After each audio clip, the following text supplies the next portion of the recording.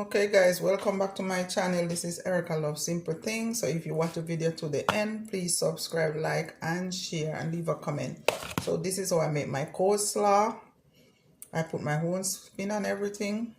I put the some cilantro, some parsley, cabbage and carrots with some garlic powder, onion powder, a little Maggi season, black pepper, some cheese parmesan, guys. So this is how I make my coleslaw. And I did not use a lot of mayonnaise, so you know you have to. I reduce my mayonnaise, and I don't use salt in it. That's why I put a little bit of Maggi, and that's it.